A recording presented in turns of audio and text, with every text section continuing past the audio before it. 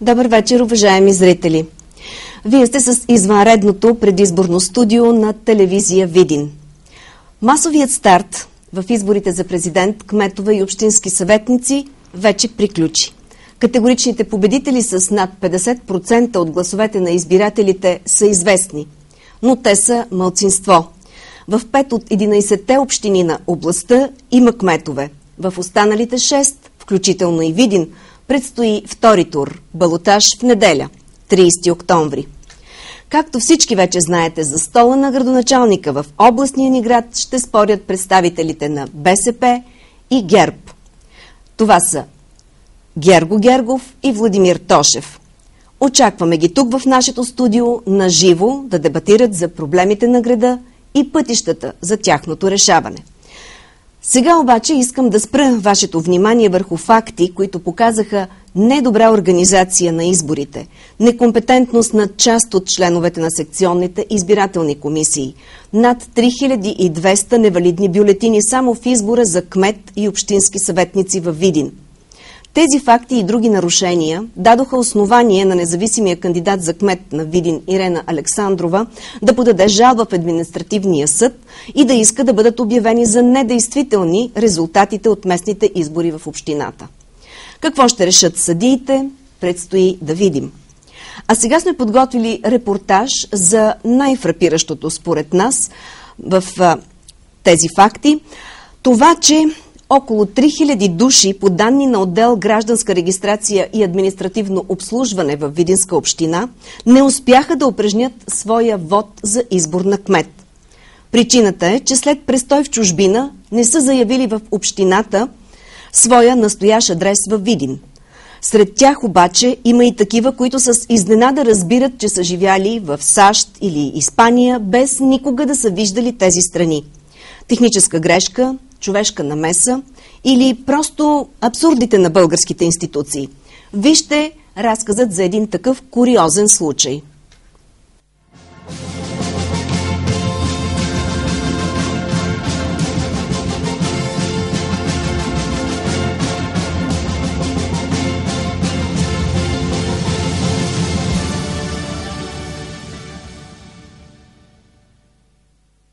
Владимир Иванов е 59 годишен мъж. Никога не е работил в чужбина. Бил е на екскурзия за кратко в Русия през 1998 година.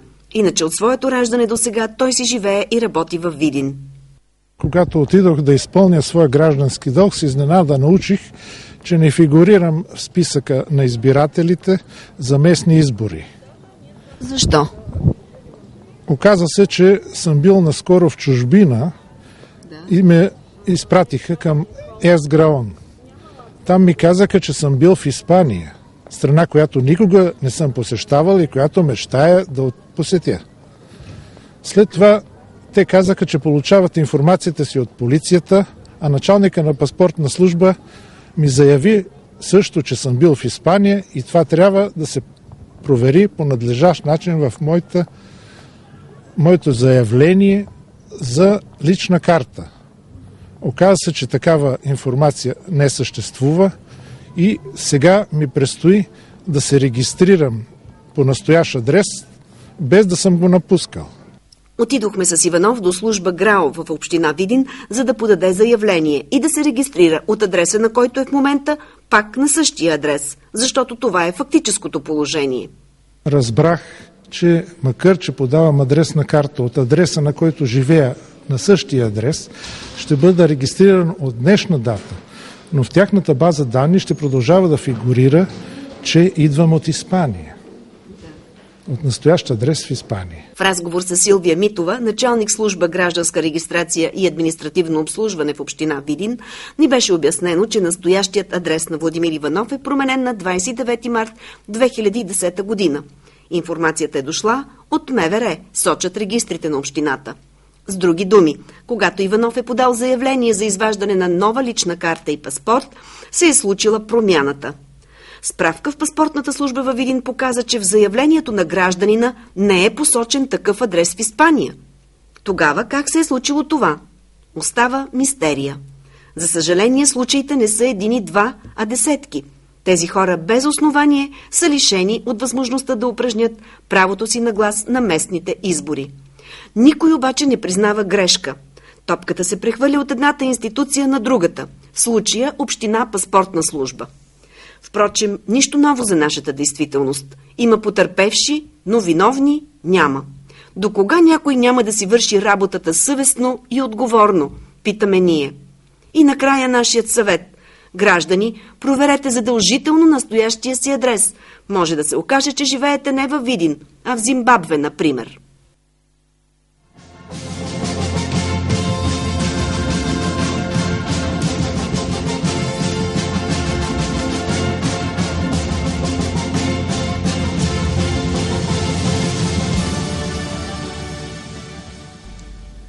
А сега казвам добър вечер на господин Владимир Тошев, кандидат-кмет от ГЕРБ, и на господин Герго Гергов, кандидат-кмет от БСП.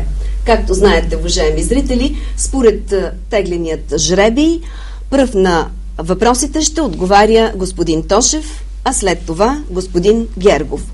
Моят, разбира се, първи въпрос е за това да споделите ваше мнение за протичането на първия тур на изборите и ако имате коментар на случая, който ние показахме, да ни кажете, имате ли притеснение от това, че може да бъдат касирани резултатите от избора, тъй като действително има такава подадена жалба. Вече споменах. А пък тази вечер и в новините на по света и у нас господин Константин Тренчев предложи при подобни случаи, когато наистина неоснователно тези хора са били извадени от списъка, избирателния списък, т.е. включени в забранителния, така наречен, че е добре на тези хора да им бъде позволено съответно да гласуват на втория тур на изборите. Вашето мнение по тези казуси. Заповядайте, господин Тошев. Добър вечер на вас, на всички зрители на град и община Видин. Аз първо искам да благодаря на всички, които излязоха да гласуват на първия тур. Приканвам всички, които нямаха възможност на 23-ти, сега в неделя, да се включат в изборния процес, защото все пак това е изключително важно за бъдещето на нашия регион, кой ще управлява и как ще управлява. Искам също да благодаря на всички членове на секционни избирателни комисии и на Общинската избирателна комисия и ще се обоснова защо. Те работиха в изключително трудни условия, защото на практика след демократичните промени в нас, това е вторият път, втория случай, в който провеждаме избори 2 в 1. Но сега казуса беше по-труден, първо защото опит от първите, които бяха в началото на 90-те години, е забравен и второ, имахме на практика в селата особено, където на практика най-трудно гласуват хората, имахме 4 избора за президент, за кмет на община, за общински съветници, за кмет на кметство. Така че аз искам да благодаря на тези хора, които се справиха в большинството от случаите много добре. Това, което вие показахте в репортаж, не мога да коментирам, защото просто сега виждам репортажа и освен това не съм в нито една от институциите, за да мога да взема някакво отношение. Съжалявам за всички хора, които сега са разбрали, че имат регистрация на друго място, но конкретният случай аз мисля, че е едно голямо изключение. По отношение на жалбата за касиране на изборите, аз мисля, че няма отбор, който да е загубил, няма съдител, който да е загубил, да е доволен от съдийството и в спорта, и в политиката. И все пак, когато си паднал с 2-1, имаш някакво основание. Когато си паднал с 5-1, мисля, че каквото и да съжалиш, файда няма тая работа. И все пак още веднъж приканвам хората да излязат да гласуват. Нека да излизат равномерно да гласуват през деня. Да не се натрупат към 17-18 часа, когато вече става невъзможно, дори при много голяма динамика на работа на комисиите, да се гласува равномерно.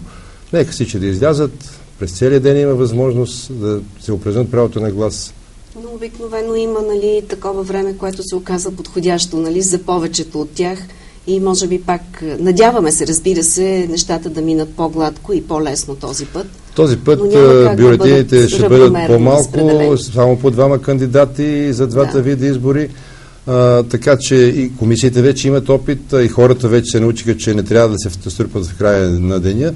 Просто мисля, че нормално ще минат нещата. Между другото, те минаха нормално и предния път, с тези изключения, които вие наблягате. И е правилно, може би, за да се обърне внимание върху изключенията.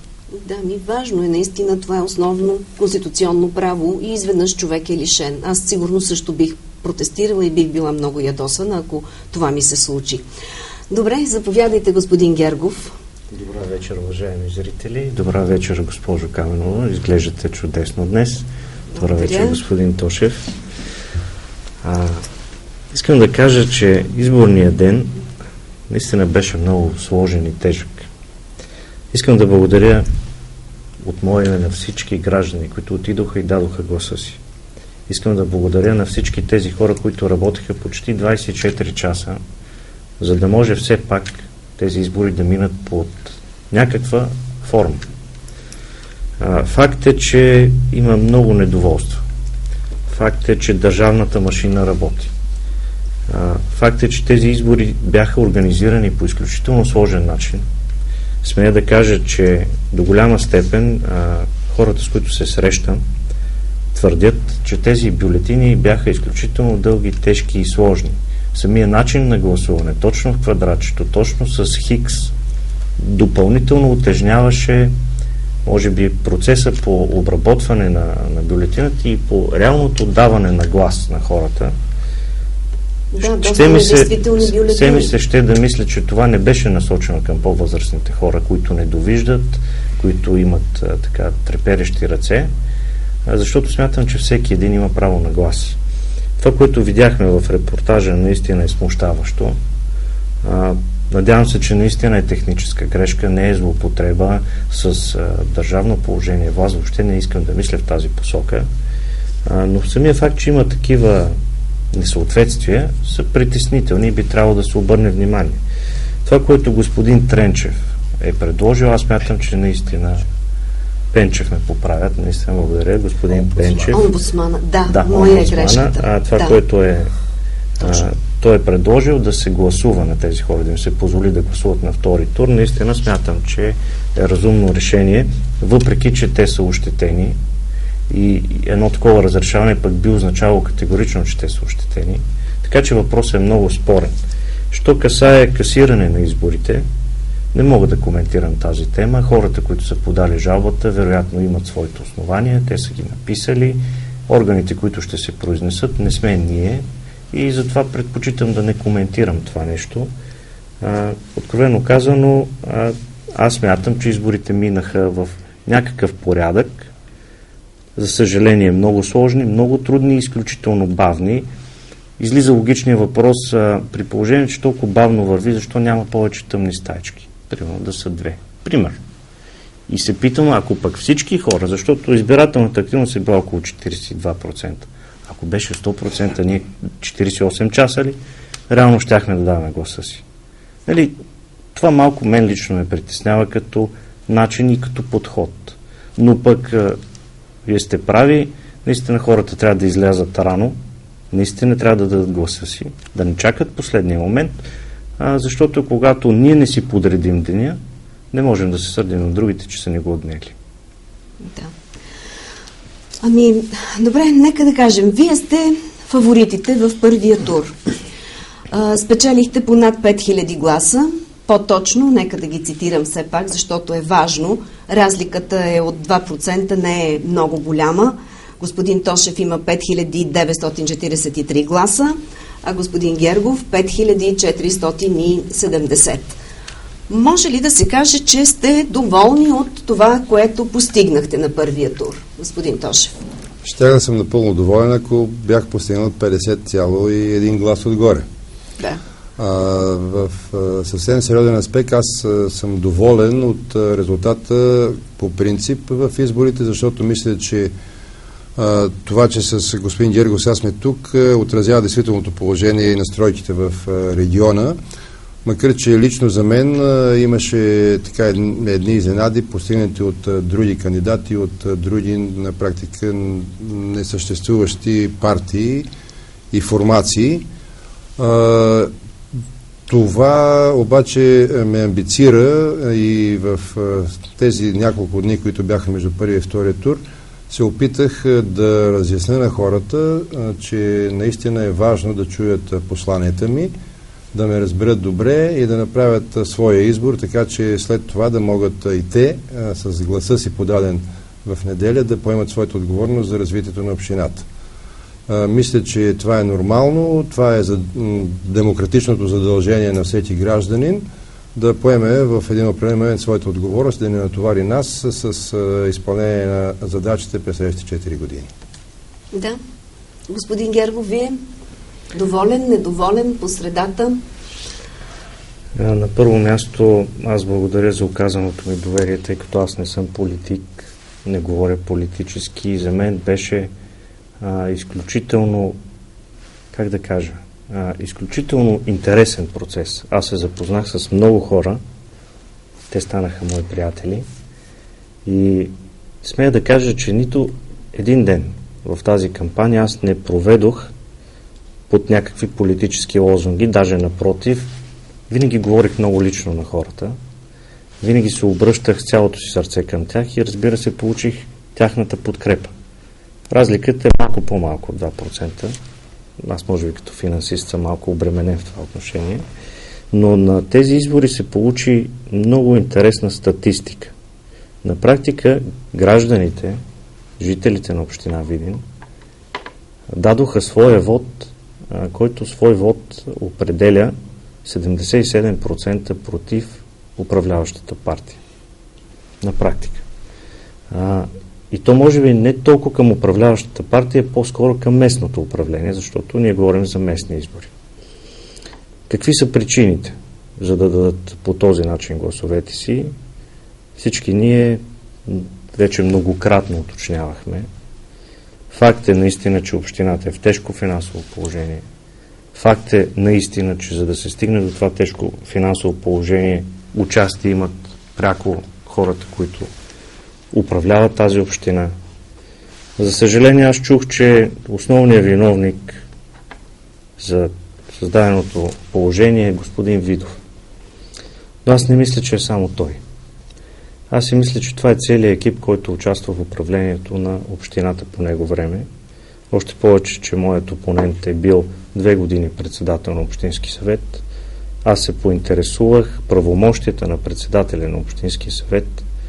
Бих могъл да кажа, че са по-високи от тези на кмета, защото кмет е изпълнителна власт.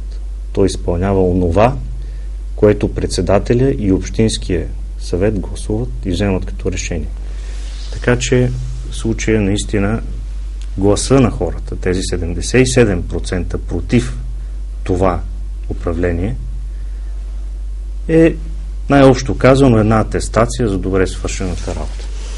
Това беше една хвърлена ръкавица, може да се каже, господин Тошев. Да, това е преповторена теза на Сергей Станишев. Съжалявам, че господин Гергов така дори не адаптира към видинската действителност. Аз не мисля, че той се причислява точно към кликата на Сергей Станишев и го каза в началото на своето изявление. От друга страна, напълно разбираемо и това, че все пак от едно прочитане на закона за местно самоуправление, местна администрация, едва дали могат да се разберат задълженията на кмета и на председателя на Общинския съвет. От следваща гледна точка, аз мисля, че никога не съм споменал виновен е господин Видов или невинен е или кой си. Винаги съм казвал, че са поставени здрави основи по време на управлението на ГЕРБ. Първите 2 години работехме в изключително тежки условия, пълна изолация от страна на централната власт. Недостатък е, че не използвахме последните няколко месеца, за да ускорим нещата, които трябваше да се случат във Видин. И това е причината аз да съм тук, да не е господин Видов. Но има и друго нещо. Виновните ще бъдат извадени на показ. Като председател на Общинския съвет, господин Гергов, едно от първите решения, които съм подписал, е задължение към кмета да направи външен одит на състоянието на общината. Той не го изпълни. Си носи всеки неговата отговорност, така че аз не мога да се съглася с това. Факт е и друго нещо, че в момента вече тече ревизия на общината от финансовите инспектори на господин Дянков и който от нас да стане кмет, ще има обективна основа, която да стъпи и да знае какво има да взима и какво има да дава тази община. Така че не приемам това като ръкавица, просто господин Гергов тепърва ще има да се запознава с нещата в детайли за управлението на общината. Да. Ами, добре, да споменем и днешния факт. Той беше показан тук в новините. Това, че се обединиха и подписаха една харта за просперитета на града, БСП и Земеделски съюз Александър Стамболийски, коалиция Обединение за Видин, това е начало с синия кандидат за кмет Павел Паунов, коалиция Преображение за Видин, общински съветници от политическа партия Ред, законно, справедливост, както и съветникът от Алтернатива за бъдещето на Видин. Това, господин Тошев, притеснява ли ви по някакъв начин? Прилича ли ви така на тактика всички срещу ГЕРБ? Няма какво да ми прилича. Това е тактика всички срещу ГЕРБ. Това е краткият отговор. Няма смисъл да се аргументирам. Те са си дали датата, дали си имената на партиите и коалициите, дали са си подписите и то са мръчно написани. Да. Другото, което искам обаче да кажа, ето е хартата. Това е хартата. Копия от нея, разбира се. За сравнение, и сега мога да си позволя, това е моята платформа за управление. Да. Значи едното е 3 страници, общо взето така един средно 7-8 клас стил. Това е една програма с 3 приоритета, с 9 цели и аз ще ви зачета, без да чета моите, разбира, защото тогава ще си изгуба всичкото време. Имате първа хората да се запознават с нея. В хартата образование и култура. В областта на образованието ще започнем от начало, реализирайки правилните стъпки, насочени към създаването на по-добра материална база и по-добри условия за пълноценен учебен процес. И аз само ще ви покажа, вие ще удостоверите, че това е правилното, верното нещо, за да не се съмняват зрителите на телевизията, че нещо заблуждавам. Ето моята точка, точно по усъвършенстване на дейността на образованието, културите и спортните дейности, изпълнено А, Б, С, Д и така нататък до Н. И абсолютно всичко е разписано конкретно, точно и ясно. Но другото, което искам да коментирам, също е за икономическо развитие. Значи, ето обръщаме картата в частта и нови работни места, защото друго май няма. Нови работни места, ето ви, ускорено икономическо развитие.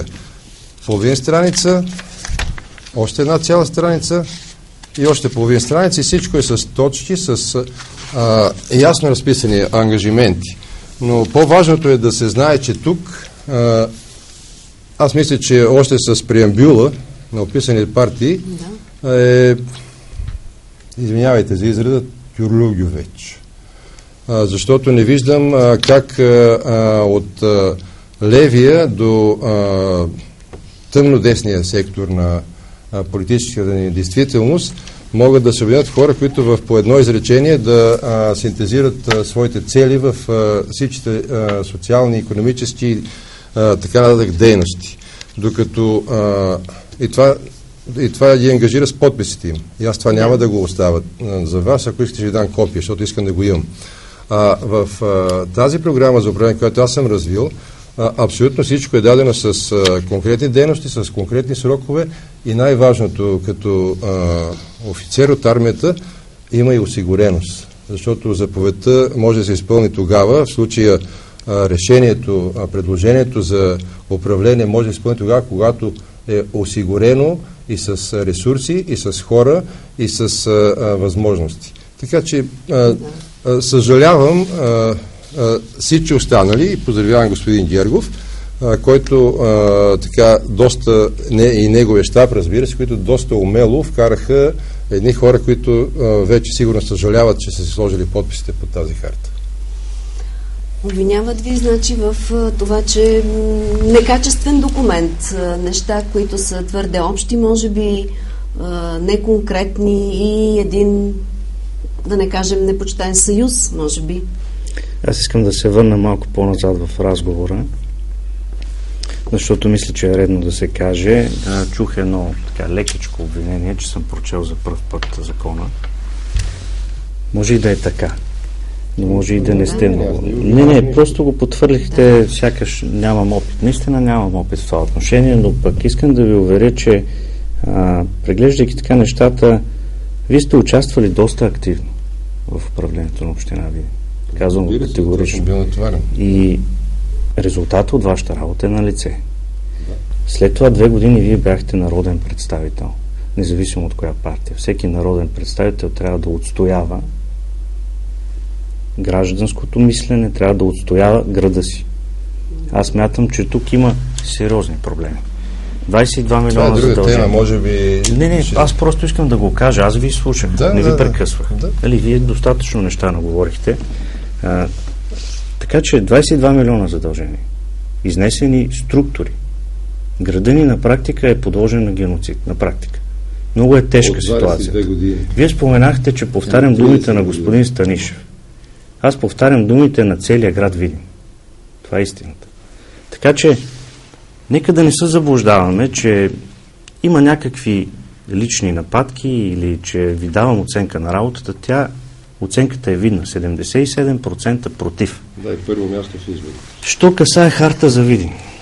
Искам да ви уверя, че вие не сте чели внимателно този документ, защото на него е написано, че ние сме направили обобщение на собствените си програми на експертно ниво, което означава, че ние няма как да изнесем тези близо 100 страници информация и да ги изчетем на хората във Видин.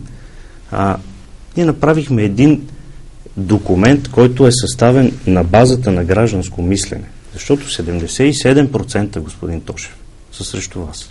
И това обединение, моля ви, изчакайте ме да се изразя. Тази харта за Видин, тя е написана за да покаже гражданско мислене.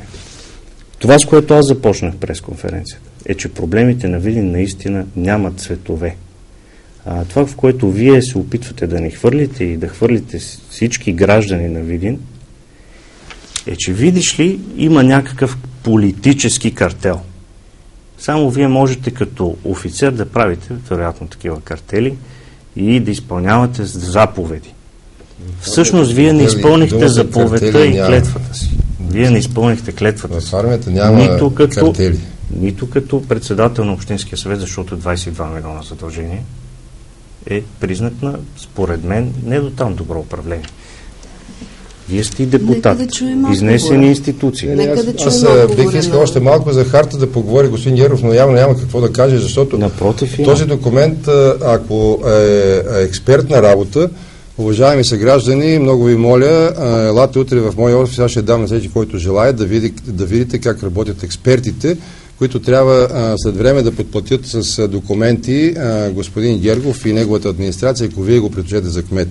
И ако считате, че това нещо е... Вашите експерти прехвърлят знанията на всички наши щабове, които са направили... Не, вие коментирате, че това и сте го написали, че това е експертен документ. Не, аз казах, че това е база група и неграмотен преразказ на това, което аз съм говорил в продължение на 3 месеца пред различните формули, които се явявал в предизборната кампания. Нали разбирате, че не говорите сериозно в момента? Защото коментирам несериозен документ. Аз ви казвам, че ако трябваше да изчетем тези близо 100 страници, нямаше да ни стигне един ден. Както стана ясно, че един ден не е достатъчен да се... Ние не сме дошли да четем нещо, ние сме дошли да предлагаме платформа за управление, която не може да бъде прочетена за 2 или за 20 минути. Добре, нека да кажем така. Тъй като говорим за документи и спорим за качеството на тези подготвени програми, харта или както там можем да ги наречем. Нека тогава да кажем, тъй като проблемите са известни. Ние ги коментирахме в това студио. И естествено, че с всеки от вас по-отделно говорихме за това безработица, как ще се преодолява. Говорихме за това, че трябва да се развива тук туризъм, да се използва бално лечение, както с господин Гергов, така и с господин Тошев. Говорихме и за каузата Видински университет. Нека сега да кажем на какво всъщност вие се надявате, основавате, на какви пътища сигурни, които вие ще изминете и ще осъществите всичко това, защото това са всъщност общите неща в една програма. Няма как да ги няма тези сфери, тези елементи. Вие сте дясна партия, вие сте лява партия. Нека да чуят зрителите какви са вашите силни страни в това да реализирате точно тези решаването на тези проблеми. Господин Тошев. Да, с удоволствие ще го коментирам това. Това е лесна и приятна тема за мен. Първо, наистина имам опит в управлението и на общината, и на национално равнище. Това като начало, като база. Второто, имам необходимата подготовка, защото цял живот с управление съм се занимавал. И между другото на 33 години командвах рота, не бригада или армия. И това е нормалното. Освен това, имам необходимите контакти в Европа, откъдето очаквам силна подкрепа. Това, което видинчани трябва да знаят, последната седмица те го знаят, бяха тук двамата вице-премиери, господин Цветан Цветанов и господин Симеон Дянков. Снощи беше и един от най-мощните министри, разполагащ най-много ресурси, транспортния министър. Всички те ясно казаха, че да, Видин е неглижиран последните 22 години, дори 30 аз бих посочил, защото съм запознат в по-големи подробности с развитието на региона, но изхода е видинчани да направят в неделя правилния избор, да предпочитат управлението на ГЕРБ. Аз ги моля, нека да бъдат разумни. За първи път имат шанса, за пореден път, за първи път да изберат ръководство на общината и на населените места в общината от партията, която управлява държавата и която управлява Европа. И това беше ясно казано и от двамата вице-премиери, и от министър Московски. Нямаме ли подкрепата на държавната власт, нямаме ли подкрепата на Европа, ние много трудно ще излезем самички от положението, в което се намираме сега. Имаме шанс в моята програма за управление с 3 приоритета, 9 цели и разписани подробно, и по всяка цел, между другото, се работят сега конкретни програми, е даден пътя, но това може да се случи само ако европейското правителство т.е. Европейската комисия и българското правителство и парламента имат доверие на човека, който ще управлява този град заради правилното разходване на средствата. Това не е единствения шанс. Иначе другото са подробности, които аз съм ги разписал, говорил съм ги и тук в това студио на много форуми. Инфраструктура, за да стане града ни достъпен, да стане привлекателен за туристите, да стане привлекателен за бизнеса, и паралелно с това господин Дянков вече отпусна първите средства и за ремонт на крепостта Баба Вида. Вчера го обяви това и то ще се случи, както се случи и с булевард Панония. Така че паралелно с изграждане на инфраструктурата, развитие на туризма, и то развитие на туризма в един нормален европейски и световен вид, за да можем тук да докараме хората с пари, да върнем младите хора и да осигурим работа на всички видинчани, които имат желание да се занимават в тази сфера. Това е пътя. Разбира се, всички съпътстващи дейности около тази генерална линия. Добре, за вас тази подкрепа, нали, считате, че е важна и сигурно е така. Разбира се, вие на какво разчитате? Аз виждам, че вдигнахме топката доста високо. Току-що чух, или може би съм се заблудил, че единствено ако кмет е от ГЕРБ, тогава ще имаме подкрепата на Европейския съюз, подкрепата на държавата, че тогава ще се случват чудеса от дела, както ги виждаме в последните няколко седмици. Идват министри, строят се пътища, отварят се университети, правят се бално-санаториуми. Вие не сте съгласни с тази теза? Господин Симеон Дянков, който е министър на финансите, беше много категоричен, че управлението във Видин, независимо от кой е, поне аз така го разбрах, стига кмета да е свестен. Това му бяха думите. И това, което чухме, че ако той е единствено от партията, аз никъде не го чух всъщност, той каза, че добре работят, но никъде не спомена, че Европа ще забрави Видин. Никъде не спомена, че България ще забрави Видин, защото парите не ги вадят от джоба си. Това са законови форми. Така че аз разбирам вашето несъгласие, защото вие нямате друг избор. Това е вашата най-силна платформа в момента. Мачкате хората, убеждавате ги, видите ли, ако друг е кмета, няма да има пари. Това не е вярно. Това не е вярно. Вие участвахте в това управление 4 години. 4 години. Резултатите са на лице. Къде бяхте в последните 2 години? Защо сега идват тези министри? Питам го, защото ето тук това са хиляди анкетни карти. Ако искате, прочетете. Това са въпросите на хората. Аз това започнах моята кампания. Диалог за Видин. Така че пари във Видин ще дойдат. Ние не можем да разчитаме само на държавата. Ние трябва да разчитаме най-напред да прегледаме собствените си ресурси, не да ги разхищаваме. Община Видин се нуждае от честно управление. Да, виждам, че четете моята харта. Виждам, че вие сте се насочили по нея. Точно първата точка на вашата карта казва се да четете пълна ревизия на общината от независим одитор. Точно така. Същата тази ревизия, която вие ни обещахте преди 4 години, казахте, че кмета не е изпълнен. Същата, която в момента започнала да се извърши. Това са нещата реално погледнато. Мисля си, че не бива по този начин да говорим на хората. Стига сме ги плашили. Въобще не плаша хората. Стига сме ги плашили, разбирате, не е нормално това. Нека, добре, да чуем отговора. Изобщо не плаша хората. Да, наистина в Видин и в общината ГЕРБ повлия 4 години. 2 години парите няма да ги коментираме, защото има свидетели как сме стояли пред финансовия министър, пред вратата му долу на портала, 1 седмица и не намери време да ни каже добър ден. Не ми казвате, че Орешарски е бил тогава министър. Така. Второ, хора, спомнете си 2009 година, точно на управляваща партия БСП, колко много пари се сипваха от Европа и как беха отворили всичките пътеки и как ни даваха и за Видин, и за София, и за метро, и за магистрали, и всичко се строеше тук и се усвояваше и така нататък. Спомнете си и гласувайте. Аз имам много добра памет и знам и фактите. Аз знам вашите пристрастия, какви са били преди. И точно това искам да помоля хората да знаят. Европейците дават пари, но ги дават на хора, на които имат доверие. На БСП и на тройната коалиция нямаха никакво доверие, затова не сме това да рече сега. Така, говориме за Видин. Пълна ревизия на общината от независим аудитор и Сметната палата, включително на всички договори. Вие това сте го написали, след като Симеон Дянков ясно каза, че ревизията се върши вече, вие ще го правите някакво бъдеще. Ако Симеон Дянков го е казал преди 4 месеца, сигурно е така. Това е писано днес, на 27 октомври 2011. Това е подписано днес на база направени и Сметната палата. Жалко, че тук стоят подписите на 2 банкери, включително и на господин Гергов, защото би трябвало да знаят, че Сметната палата работи на годишен план и само парламента има възможност да й възложи 5, не повече, ревизии, които допълнителни, които трябва да ги осигури финансирането. Така че и следващото, включително и на всички договори.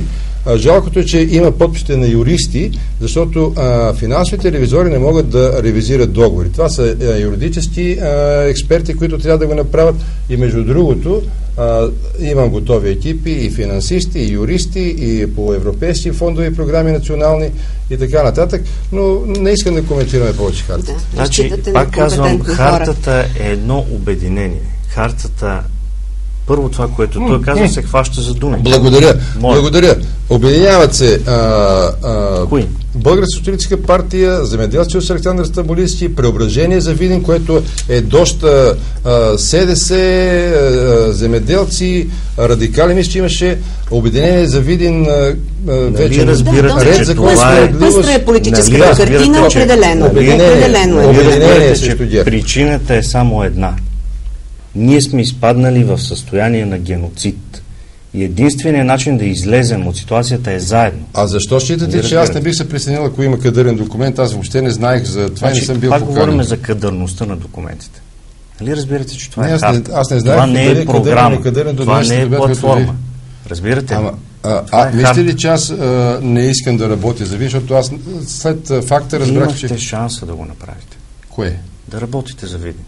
Какви са резултатите? А вие 20 години като управлявате, не сте ли имали шанс да... Кой аз? Преди 20 години съм бил на... Няма и да управлявате. Преди 20 години съм бил на 14. Дали ще управляваме? Божа работа. Да. Както виждаме, тежка е аз все пак се радвам, че той ме наистина. припозна като кмет. Все пак се радвам, че ме припозна. Тежка е короната на властта, господин Тошев, да. Аз знам. И... Да, виждаме резултатите от днес. Или ако има, тя е отстрани, но те първа има не е обременен, но понеже времето наистина напредна съвсем сериозно, аз в края бих искала да попитам. Вие наистина бяхте фаворитите в първи тур. Пак ще кажа. Обаче сте единствените, които не подписаха така поканата на едно гражданско движение. Движение за национално единство и спасение, които поканиха кандидат-кметовете да подпишат едно споразумение за честни избори. Аз искам да чуя вашия отговор. Защо? Да, аз веднага ви отговарям с цялото си уважение към хората, които стоят зад това. Те за мен са анонимни. Вие цитирате едно от движенията. При мен са идвали достатъчно на брой такива предложения. Да. И единствената причина, за да не се подписвам по тях е, че ние на национално равнище, още на предните избори и сега сме препотвърдили подписи си пред Прозрачност без граници в София. Сме декларирали още преди 4 години и след това преди 2. Сега пак точно принципите, които ние спазваме и ще спазваме и за бъдеще, и по време на изборите, и след като спечелим управлението. Така че нямах достатъчно време с всичките предложения, които пристигаха при мен и в щаба ми, да ги анализирам, кои са, за какво става въпрос. Ние сме подписали генерално. Прозрачност без граници е достатъчно авторитетна организация, не правителствена, за да считам, че там всичко е казано. Да, легитимирали сте се пред гражданското общество. А вие? Вашето обяснение? Имаме новина. За първи път тази вечер ние имаме единомислие. Ситуацията е абсолютно идентична и при нас. Да. Това, което аз казах на хората... Не, в никакъв случай. Аз уважавам гражданското общество като такова.